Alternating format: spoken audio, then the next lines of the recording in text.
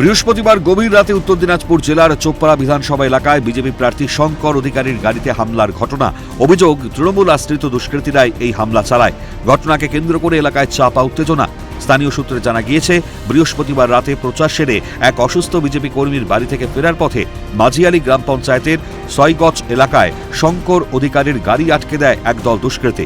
প্রায় 50 থেকে 60 জনের একটি দল গাড়িতে হামলা চালায়, ব্যাপক ভাঙচুর করে বলে অভিযোগ। ঘটনায় 2 বিজেপি কর্মী আহত। বিজেপি প্রার্থী শঙ্কর অধিকারীর দাবি, তৃণমূল নেতা গোপাল ভৌমিকের নেতৃত্বেই এই হামলা চালানো হয়। আজকে আমি চোপড়া একটা কীর্তন হয়েছিল, সেই কীর্তন থেকে আমি আসলাম। তো আসার পরে আমাদের বুধুরাম সিংহ নামে একজন ব্যক্তি, আমাদের কিছুদিন আগে বিজেপির কার্যকর্তা, ওনাকে টিএমসি কিছু দুষ্কৃতী মাথা ফাটিয়ে দিয়েছিল। তিনি অসুস্থ হয়ে রয়েছিলেন বাড়িতে।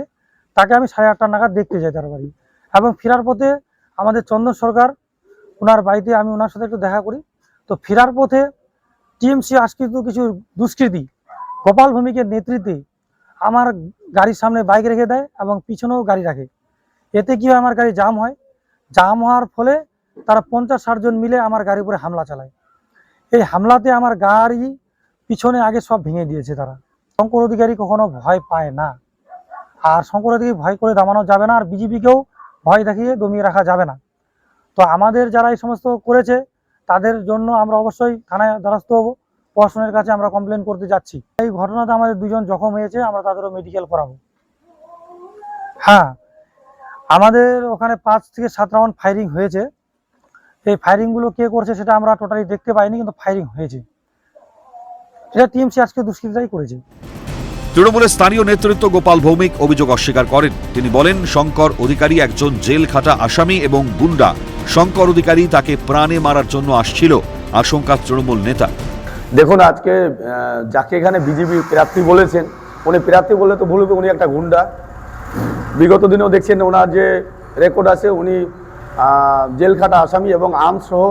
এর আগেও দেখছেন উনি ধরা পড়েছিল বাগডোগরাতে এবং দীর্ঘদিন উনি জেলে ছিল।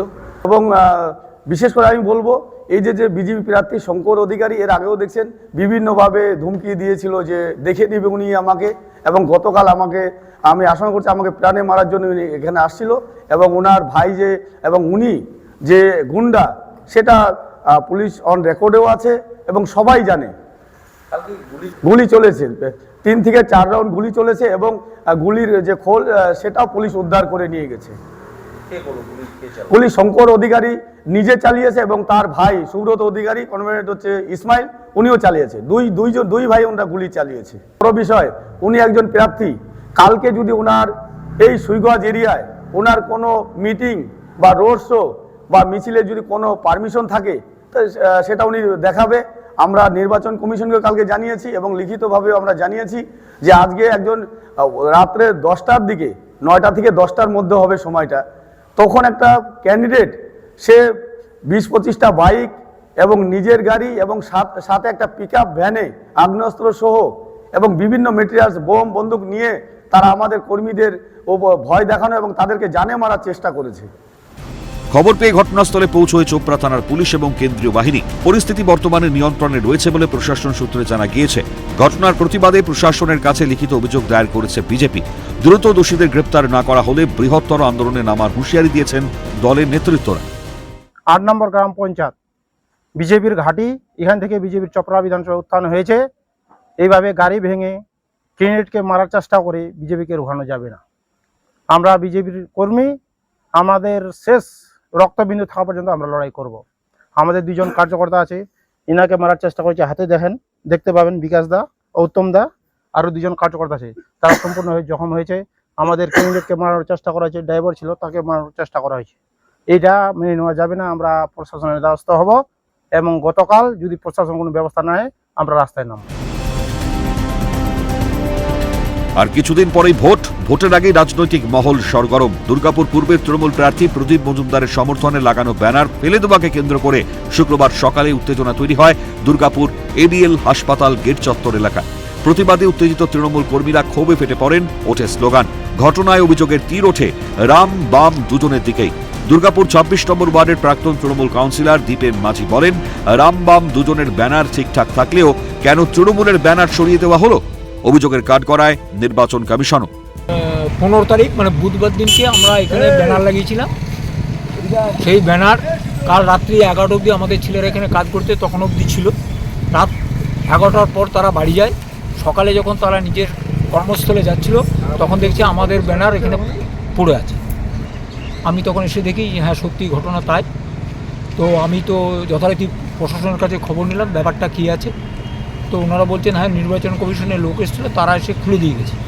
আর যদি নির্বাচন কমিশনের লোক এসে খুলে দিয়ে যায় তাহলে এই যে যেখানে আমাদের ব্যানার সেখানেই দেওয়াল লিখন, কিন্তু সেই দেওয়াল লিখন কিন্তু মোছা হয়নি এবং রোডের উল্টো পাড়েই রাম বাম দুজনেরই রয়েছে, তাতে কোনো দোষ নেই। দুর্গাপুর তৃণমূল প্রার্থী প্রদীপ মজুমদার বলেন, এগুলো সব উস্কানিমূলক প্ররোচনামূলক কার্যকলাপ। চলেছে এখন ফেস্টুন ছিঁড়ে তো নির্বাচনে কোনো ফলের পার্থক্য করা যায় না, কিন্তু এগুলো সব উস্কানিমূলক প্ররোচনামূলক সব কার্যকলাপ, এগুলো অবাঞ্ছিত। এবং আমরা বারবার আমাদের সহকর্মীদের অনুরোধ করেছি এই ধরনের কোনো উস্কানিতে এগুলো ফাঁদ, এতে যেন পা না দেয়। শান্তি শৃঙ্খলা বজায় থাকুক এবং মানুষ দেখছে যে কিভাবে আমাদের প্রচারকে ব্যাহত করার চেষ্টা হচ্ছে। এটা গণতান্ত্রিক পদ্ধতি নয়। এটা তৃণমূলের সংস্কৃতি আমাদের নয়, পাল্টা প্রতিক্রিয়া দুর্গাপুর পূর্বের বিজেপি প্রার্থী চন্দ্রশেখর বন্দ্যোপাধ্যায়। এই সংস্কৃতিতে বিজেপি বিশ্বাস করে না। বিজেপি দেওয়াল দখল, পোস্টার ছেঁড়া এসব রাজনীতিতে বিশ্বাস করে না। আমরা মানুষের মন দখলে বিশ্বাসী। তাই আজকে সারা ভারতবর্ষে 19টা রাজ্যে ভারতীয় জনতা পার্টি ক্ষমতায়। ভোট যত এগিয়ে আসছে ততই বাড়ছে উত্তেজনার পারদ, সাথে পাল্লা দিয়ে বাড়ছে শাসক বিরোধী রাজনৈতিক তরজাও। নন্দদুলাল সরকার এবং রাজেশ সেনগুপ্তর রিপোর্ট, ক্যালকাটা নিউজ।